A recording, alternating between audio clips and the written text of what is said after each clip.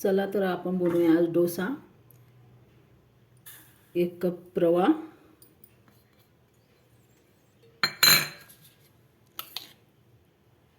त्याच्यामध्ये दही,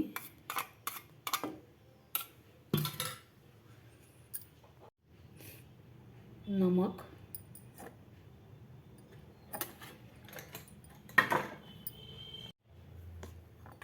आता हे मिक्स करून घ्यायचं आहे।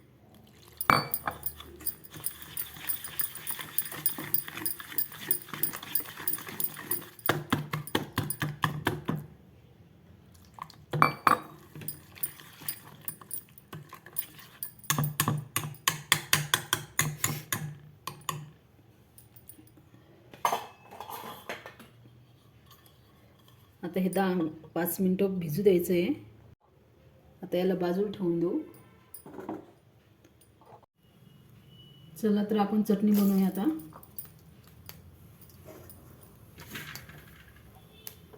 मिरची घातली मी,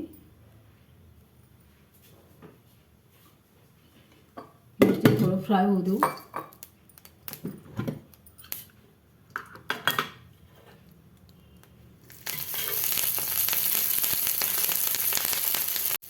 याच्यामध्ये शेंगदाणे घालूया,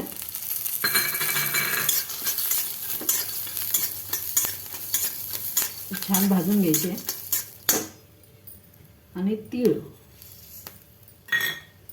चटणी तुम्ही नेहमीच बनवत असाल, पण ही थोडी युनिक आहे।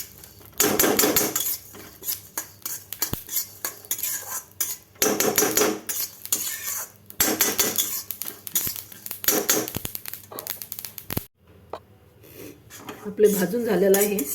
आता आपण चटणी काढून घेऊया।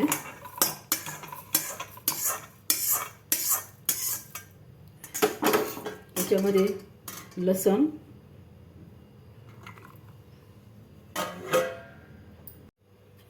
दही 2 चमच आणि नमक जेवढं लागतं तेवढं। मग ते काढून घेऊया। आपली चटणी झाली आहे काढून। आता याला फोडणी देऊन घेऊया। आपण चटणीला फोडणी देऊन घेऊया।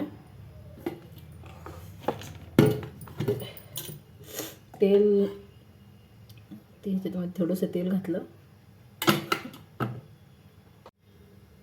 मोहरी, जिरं आणि हा कढीपत्ता।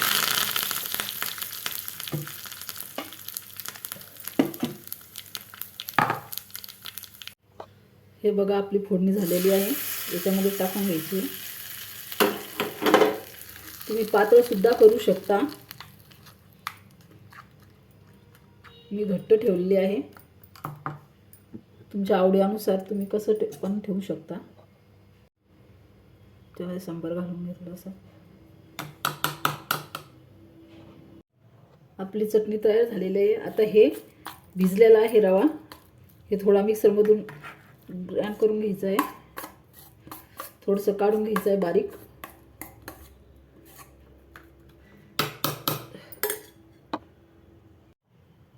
हे बघा आपण काढून घेतलेलं आहे मिक्सर मधून। त्याच्यात थोडंसं पाणी घालूया।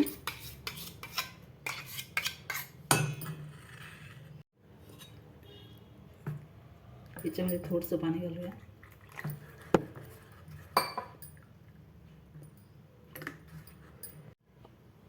हे बघा जास्त पातळ पण ठेवायचं नाही आहे, जसं आपण डोसे बनवतो त्यासारखं थोडंसं घट्टसर।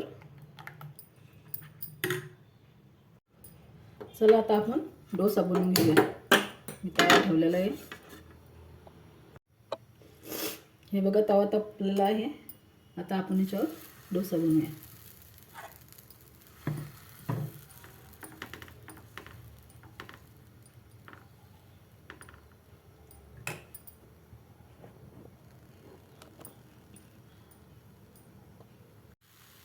हे थोडंसं तेल घातलेलं।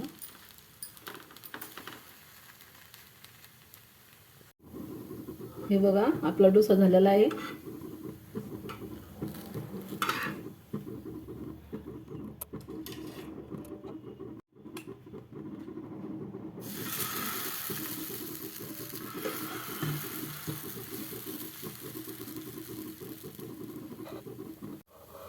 हे बघा हा पण डोसा झालेला आहे.